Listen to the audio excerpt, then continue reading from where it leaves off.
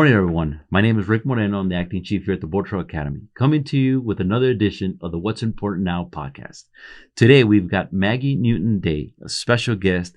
So she's the surviving daughter of Theodore Newton. As you all recall, Theodore Newton and George Azraq were killed in the line of duty in 1967. And to honor their memory, the Newton Azraq Award was introduced and is the highest award that can be bestowed upon a Border Patrol agent for acts of heroism and bravery. So thank you again for being with us, Maggie. Tell us a little bit about yourself. Tell us a little bit about what you remember about the incident. I know you mentioned you were 2.5 years old when it happened.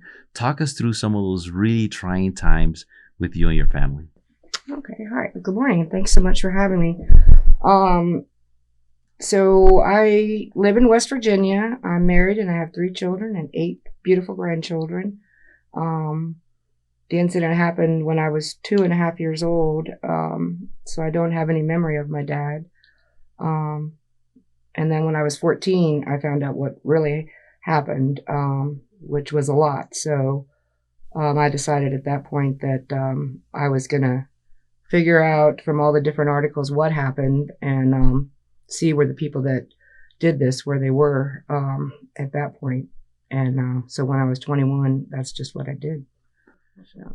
And it's very difficult, right? And I think a lot of your memories are through articles that were maybe passed down by grandmother, mother. So can you tell us what your feelings were when you started hearing, the unfortunate passing of your father and how your life kind of came together, and walk us through how you're at right now, how involved you are with surviving families, with Police Week, and walk us through some of those things, because I think one thing that we always cherish in the Border Patrol is taking care of our families, not only for agents that are working now, but those that have paid the ultimate price.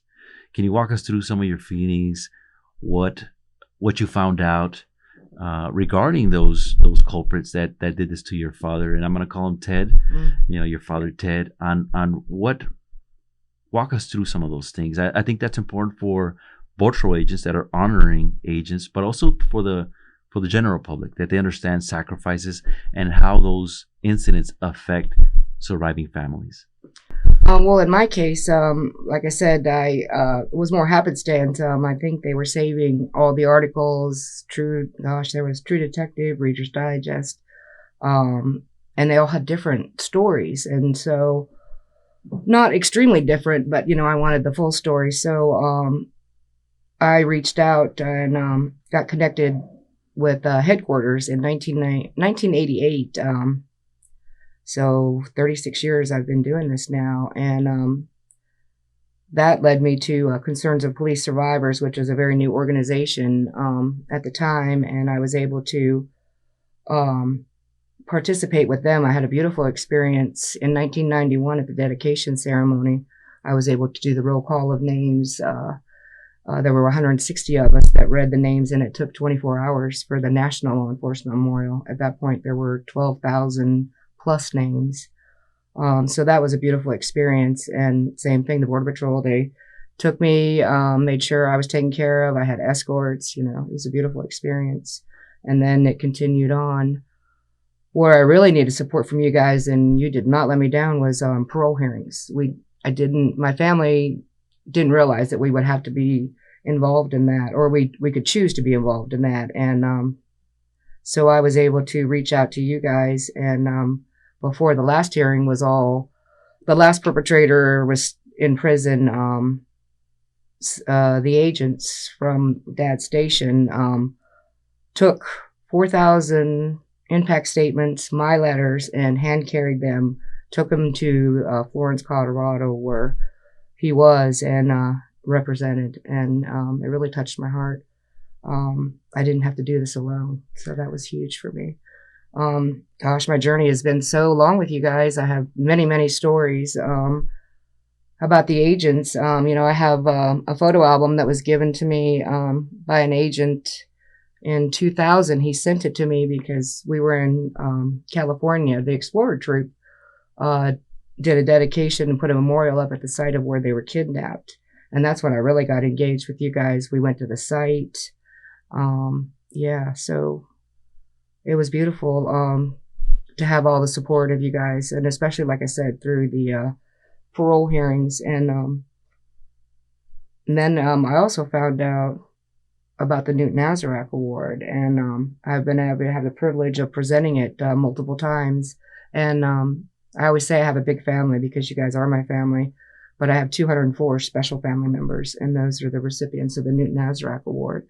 And I've actually had long-term relationships with a few of them, so it's been really nice. And it's great. It's great to hear because we talk a lot about family. We've come a long ways in the Border Patrol about taking care of our families, making sure that not only agents that are serving now, but surviving families are also taken care of.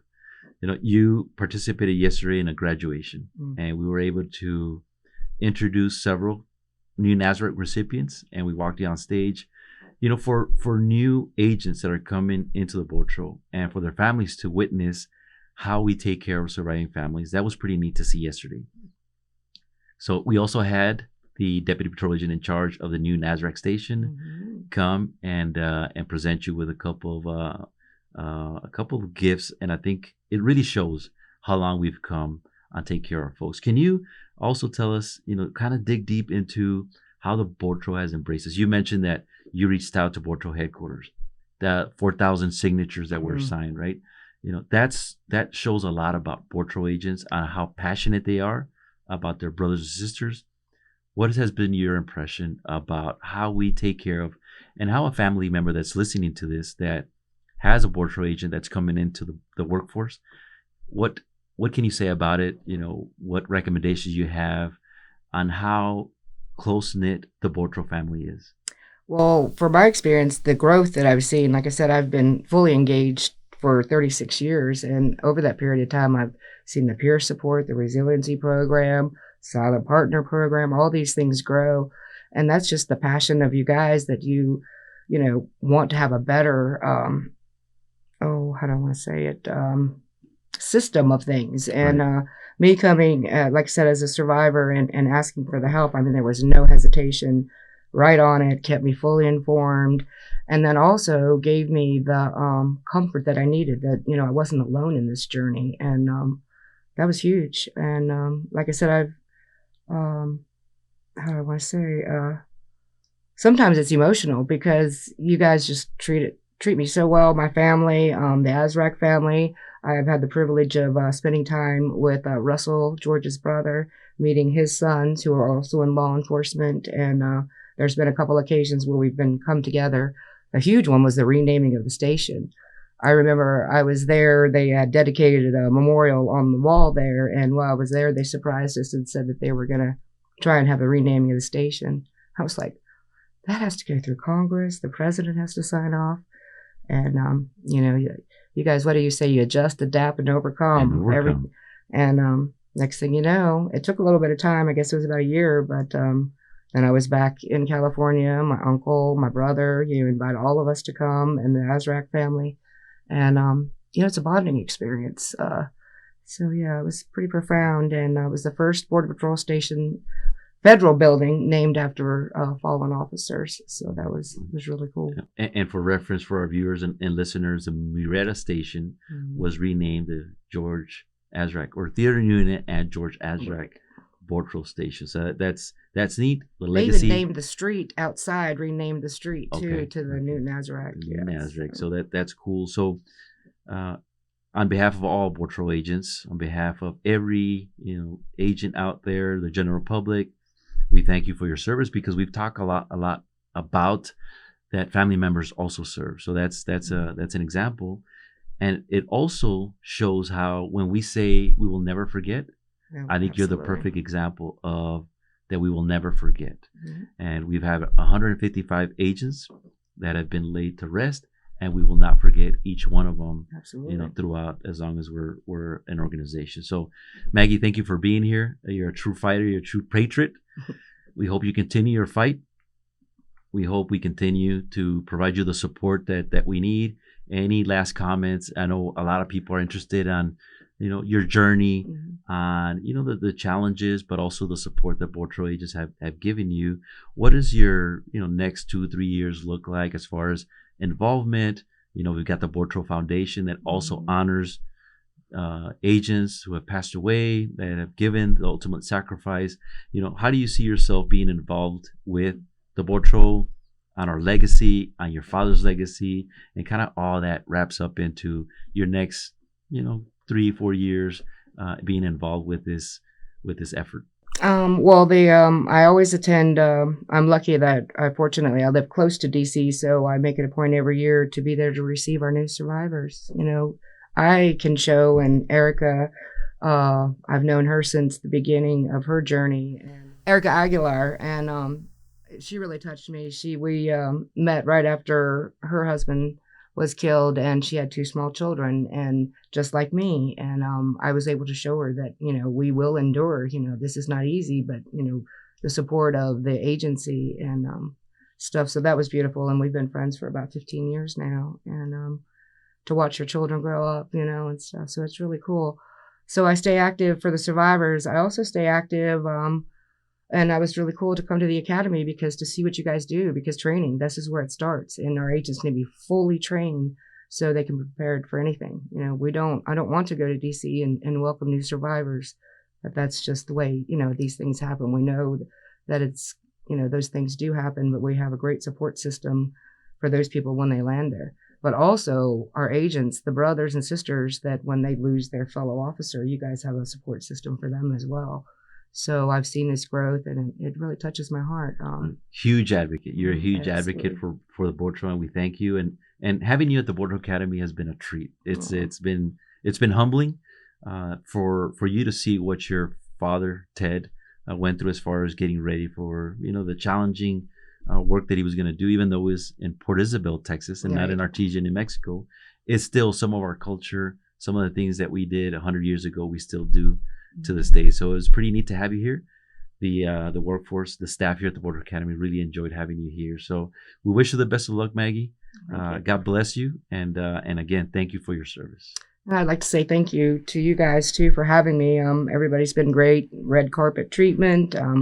I've got these beautiful things to take home with me, and it's an honor and a privilege to be a part of something so this beautiful. Thank you, Maggie. Wish you the best of luck. Thank you. In Proverbs 2:7, it says that you are a shield to those who walk with integrity. Groundbreaking things have happened when you look at Newton Azraq, policy-wise, training-wise, tactics-wise. Things that we do changed because of what happened with them. This is the site. I hope we pass the word. I hope we don't let it. We keep it alive. Their blood's in the soil.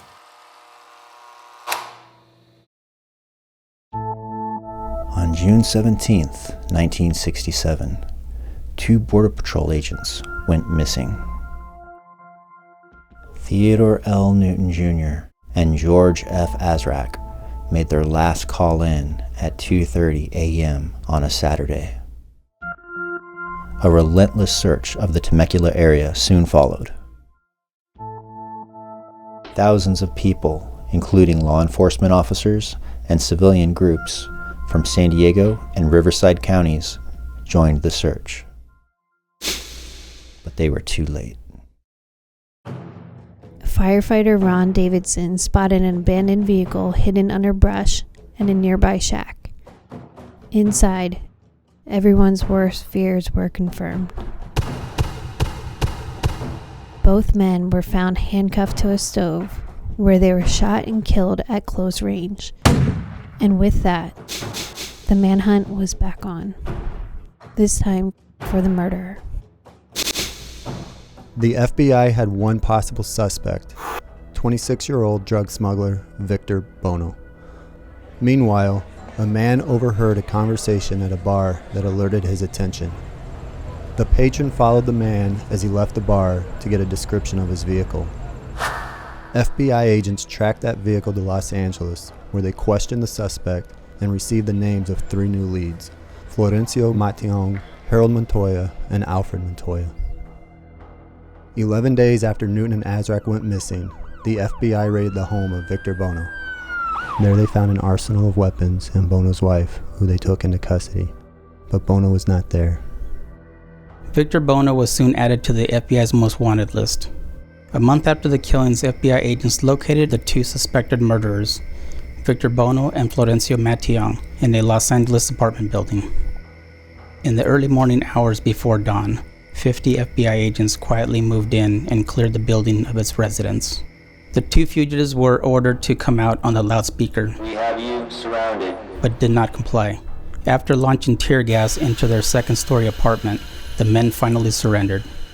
On-scene witnesses say the two were sobbing uncontrollably as they were taken into custody. Police found an arsenal of weapons inside their apartment, including an automatic pistol with a jammed bullet, indicating one of the men had tried to fire on law enforcement. During their court testimony, the two suspects recalled the events of June 17. Inspector Newton had questioned the Montoya brothers at 4 a.m. when they passed through the Highway 79 checkpoint in an old surplus ambulance. The two claimed to be returning from a camping trip. After waving the vehicle through, Newton noticed the springs were sagging, indicating a heavy load. Newton attempted to re-stop the vehicle, but it sped off. Newton and Azraq gave chase in their vehicle until the suspects stopped, at which point the inspectors took the Montoya brothers into custody. Tragically, the agents were caught off guard by a pickup truck that was trailing the ambulance. The driver and passenger of the pickup, Bono and Matillon, took the agents' weapons and forced Newton and Azraq into the trunk of their own vehicle. All four suspects were later found guilty, with Bono and Matillon given double life sentences. Since their tragic deaths, the Border Patrol has kept the memory of Newton and Azraq alive. In 1973, the Newton Azraq Award was established and is the U.S. Border Patrol's highest honor that can be bestowed on an agent for acts of bravery and heroism.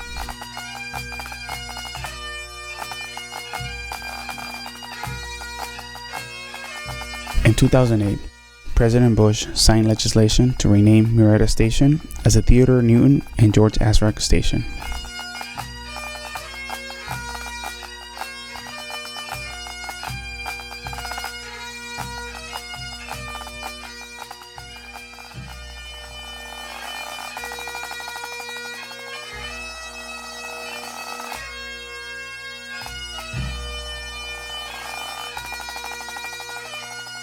Today, we remember them still and keep their sacrifice in mind with every risk we take to protect our homeland. Theodore Newton, born July 30, 1941, in Concord, North Carolina, served 4 years in the Air Force before joining the Border Patrol. At the time of his murder, he was 25 years old. He was survived by his wife, son, and daughter. George Azraq, born June 30, 1945, in Brooklyn, New York. He completed an undergraduate degree in criminology at Florida State University prior to joining the Border Patrol. He was a judo expert. At the time of his murder, he was 21 years old. Both men are gone, but they will never be forgotten. We ask you, Lord, to be an ever-present shadow for those who have been charged with the duties of keeping order, leading the new generation of Border Patrol agents and protecting them as they protect our nation.